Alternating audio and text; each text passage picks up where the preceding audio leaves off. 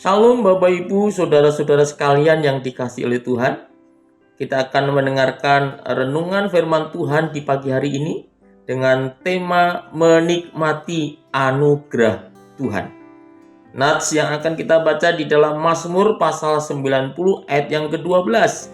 Demikian bunyinya, ajarlah kami menghitung hari-hari kami sedemikian hingga kami beroleh hati yang bijaksana. Apa maksud ayat firman Tuhan yang kita baca hari ini? Maksudnya adalah supaya kita bisa mengingat akan segala kebaikan-kebaikan Tuhan yang kita rasakan dalam kehidupan kita saat sekarang ini.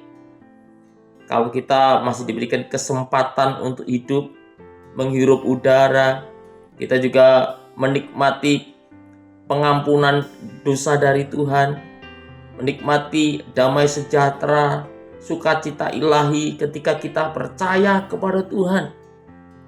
Dengan kita mengingat akan segala kebaikan-kebaikan yang ada yang Tuhan berikan kepada kita, maka kita akan menjadi orang-orang Kristen, orang-orang percaya yang bijaksana dalam menjalani kehidupan ini. Menjadi bijaksana itulah yang memampukan kita untuk dapat menikmati anugerah Tuhan yang luar biasa. Bagaimana supaya kita lebih maksimal untuk dapat menikmati anugerah Tuhan itu? Yang pertama, kita perlu mengucap syukur dalam segala hal.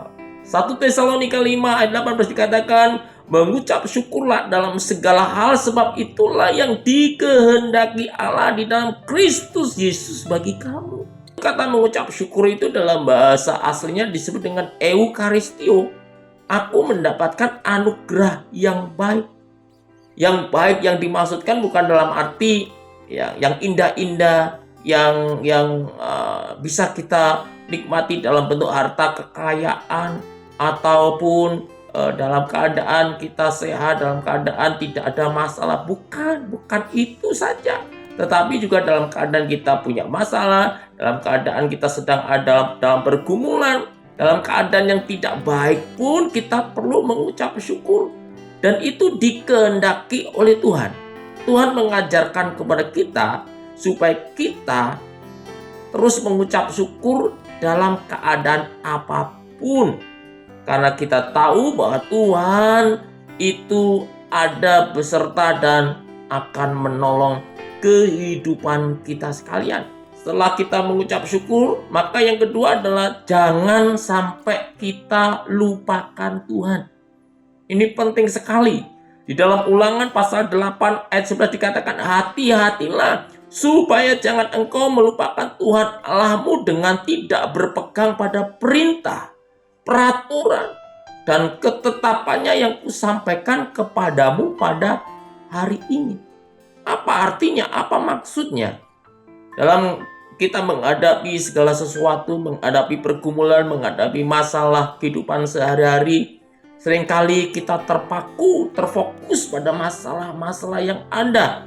Kita lupa kalau kita itu punya Tuhan yang hebat, Tuhan yang luar biasa, Tuhan yang bisa kita andalkan dalam kehidupan kita sehari-hari. Untuk itu kita perlu datang kepada Tuhan. Jangan lupakan Tuhan. Jangan lupakan perintah-perintahnya. Jangan lupakan ketetapan-ketetapannya. Jangan lupakan firman-Nya yang hidup itu. Kalau kita lupakan, kita akan hidup dalam bahaya. Salah satu bahaya yang bisa kita temukan di situ adalah kita akan bisa kehilangan keselamatan. Kita akan bisa kehilangan jaminan kehidupan yang kekal. Kita akan kehilangan damai sejahtera. Kita akan kehilangan sukacita ilahi. Untuk itulah kita harus selalu ingat akan Tuhan di mana saja, kapan saja. Dan yang ketiga, supaya kita bisa menikmati anugerah Tuhan lebih maksimal adalah janganlah kamu khawatir. Alkitab mengatakan, Matius 6 ayat 25 dikatakan, karena itu aku berkata kepadamu, janganlah khawatir akan hidupmu, apa yang hendak kamu makan atau minum. Dan janganlah khawatir pula akan tubuhmu, akan apa yang hendak kamu pakai. Bukankah hidup ini lebih penting daripada makanan, dan tubuh itu lebih penting daripada pakaian? berpakaian.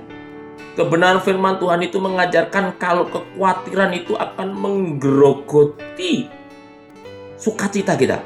Kekhawatiran inilah yang akan membuat hidup kita tidak nyaman. Hidup kita akan ada dalam suatu kehidupan yang damai sejahtera itu tidak menguasai hidup kita. Untuk itu Alkitab mencatat, mengajarkan kepada kita supaya kita jangan khawatir, terutama tentang hidup kita. Kalau kita tidak khawatir akan hidup kita, maka Tuhan akan menolong dan memberkati kita. Karena orang yang hidup dalam kekhawatiran justru itu akan membuat kehidupan kita teracuni dan membuat kita tidak akan pernah bisa maju, berkembang, dan diberkati Tuhan. Amin. Kita berdoa. Bapa di surga, terima kasih buat kebenaran firman-Mu yang pagi hari ini telah kami dengarkan.